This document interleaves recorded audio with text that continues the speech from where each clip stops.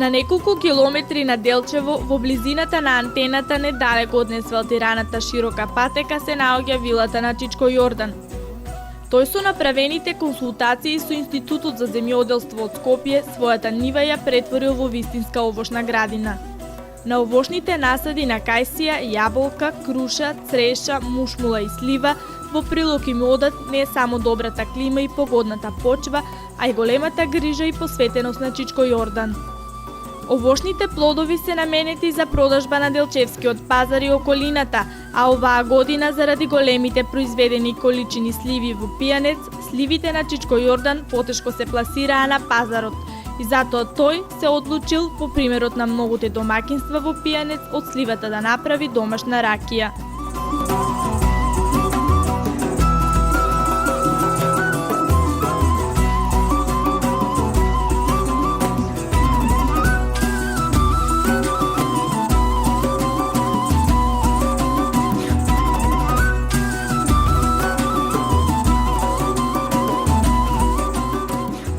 Уште многу одамна, нашите баби, дедовци и нивните родители и се така напред со чашка ракија наздравувале на собири, седенки и свадби, за приновата во семејство, за почнатата и после завршена работа, за добар абер, се добро одело со голтка сливова ракија. Се верувало дека Господ ќе го благослови домот, родот и работата, ако домашните, комшиите и роднините дадат благослов. Ај, нека ви е полно се, како што се полни чашите со ракија. Правењето ракија е стара македонска традиција. Кажете ни како започнува процесот на правење ракија. Собирање на сливите се става во каци за киснење. Тие се вика комина. Комината следи некаде околу 20 дена, ако е топло времето. Ако е ладно, веќе може да презими преку цело зима. После 20, 21 и 2 ден почнува да се вари ракијата. Се става во казан, се вали оѓен, се затвара и почне да тече преку лулите. Колку време е потребно? За едно 4 до 5 сата треба да тече ракијата, да истече едно 13-14 кг добра ракија од слива. Иначе од джанка е послаба. Мисля, малку пуста. И од слива или од джанка правите ракија? Исклучиво од сина слива. Ништо од джанки немаме и не поддржувам се джанки. Зошто ракијата од слива е поквалитетна или? Поквалитетна и повеќе пуста, повеќе шеќер содржи сливата. Додека джанката е слабо малку шеќер има содржи. Некогаш бочвите се правеле од дабово дрво кое се цепело со секира по должината и се оставало 2 до 3 години на отворено да се исуши. Кога со чукнување во дрвото одзвонувал звук и можело да се витка, се правеле бочвите. Во рана есен се собирале сливите, се полнеле бурињата и се чекало сливите да стасаат за варење. И веќе во касна есен пред секоја куќа можело да се види како вистинските домаќини наседнале покрај казаните, и онака мајсторски за кој да направи поубава и повкусна ракија. Од рани зори до касна вечер го правеле овој напиток, неизбежен за секакви прилики и за сечија трпеза. Во пијанечкиот крај се негувало обичајот за секоја рожба во семејството да се наполни бочва со ракија и таа да се чува затворена се до свршувачката. Таа била најсладката ракија поради долгогодишното чување во бочвата. И денес, колку ракијата е постара, толку е повкусна. Чичко Јордан за тајните на добрата ракија не сакаше да зборува, но затоа ни раскажа зошто ја вари во казанот направен на примитивен начин. Ракијата е вака подобра ракија пуштат, вака поскоро иде, течението е поспоро со тој, мисла како да речеме приветиме, тоа е постара мода, додека сега има покретни казани со бакар се, али не е поквалитетно због тоа е се од бакар, овие граното е бакарно, лулите преку крбата се навиткуваат тие. Тоа не може никогаш да се измие. Тоа зеленјаса и бакарот е поштетен, а додека вие се прави лули и кога се пред да се почне да се тече ракијата, пред да се насане, тоа се добро испере, со крпа се мие преку целите, ова е се бакарни само, се измие добро. Казанот е вамо, се зазида, тоа е земјано и тоа е земјано, а тоа мора да биде бакарно због ова е крба. Тоа е водата што седи тука, да се лади рекијата за да може да тече, да се створи, баријата се створи во течна состојба. И за тоа е овај казање подобар. Кога знаете дека ракијата е готова, дека е направена? Па она се познава и вака, кога скрамата се затвори више. Колку степени е вашата ракија? Некаде околу 50 степена ја оставам, ама она после попушти док пошто е сега топла, она после намалува малку во амперажата и стане околу 45 степена, 46 така некаде. Ова е природно, ако е препеченица се прави на 50-55 степени. Ја оставивме ракијата да се вари и решивме да прошетаме во дворот околу вилата, да ја разгледаме големата овошна градина и да поразговараме за овошните насади.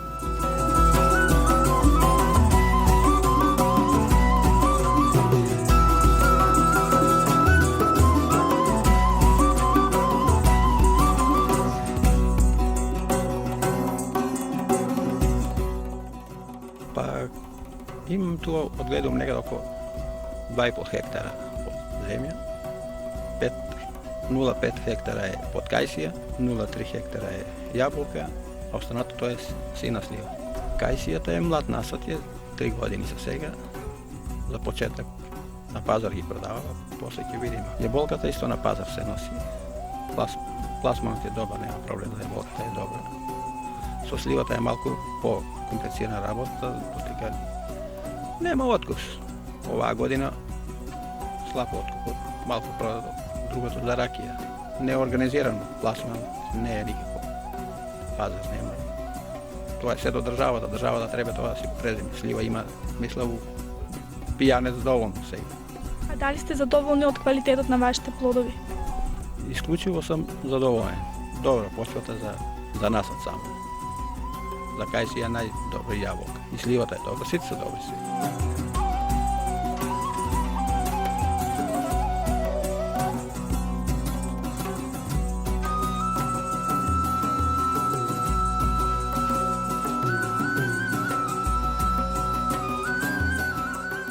И додека ракијата се правеше, седнавме малку да помуабетиме. Од кога започнавте да правите ракија? Па тоа е традиција така, останат уште од моите родители. Може да има на 20 години јас како се бавам самостално со печење на ракија. Има друг насад претходно, тој заврши од 15-20 години е еден насад Стенлеј, толку му е трајноста. Тешко ли е да ги одгледувате овие овошни насади? Тие бараат голема работа. Па не е тешко. Па оно исклучиво се тражи добра обработка. Али зависи почвата, ако е добра, добро ќе роди, мисла, немам проблем со.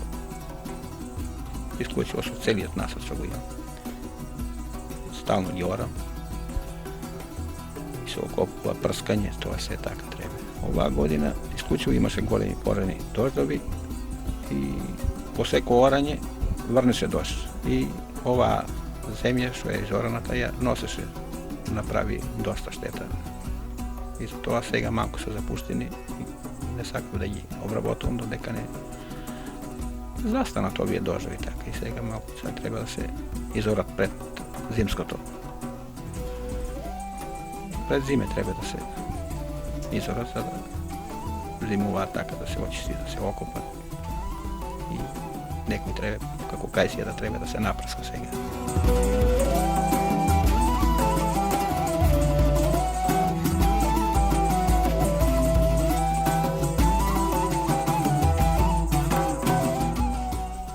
Како поројните дождови влијаат на квалитетот на овошките? Па, на квалитетот е добро, него на тоа е лошо што земјата носи, иначе квалитетот е исклучиво добар, али треба да се прска. Особено јаболката треба после да се прска. Отмах ја паѓат некои штетници, некои памењача, пепелница, тоа така.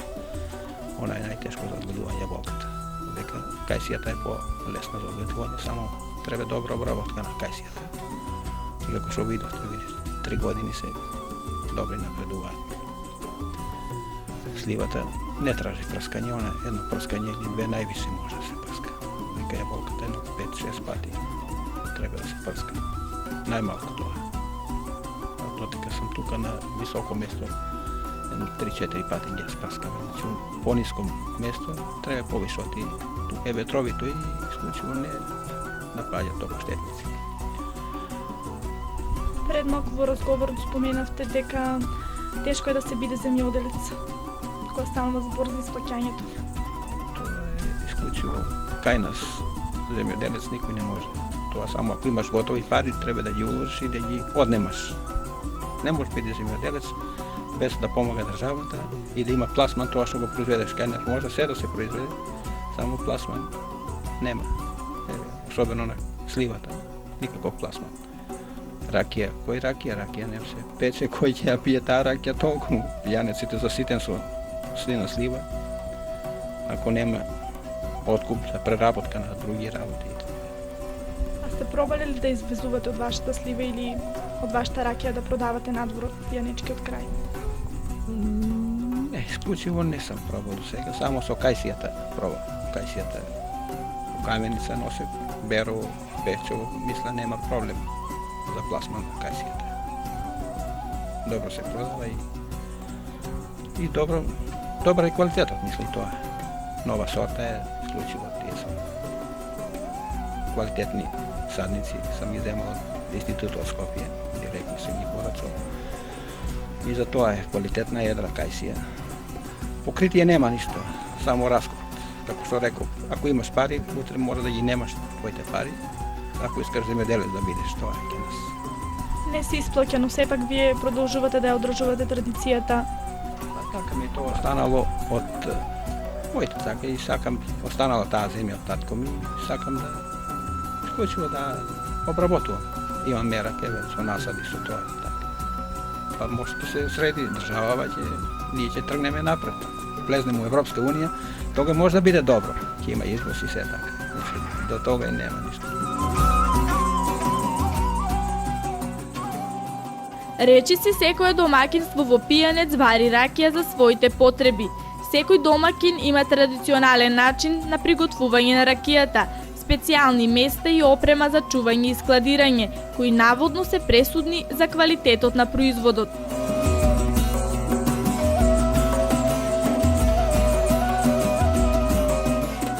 Ракијата на Чичко Јордан веќе беше направена. И како што се почнува и завршува со чашка пијанечка ракија, и ние наздравивме за добро свршената работа. Ракијата веќе е направена, сега да наздравиме. Хајде да направиме, нека е натрави, се за убаво нека биде. Хајде, живе.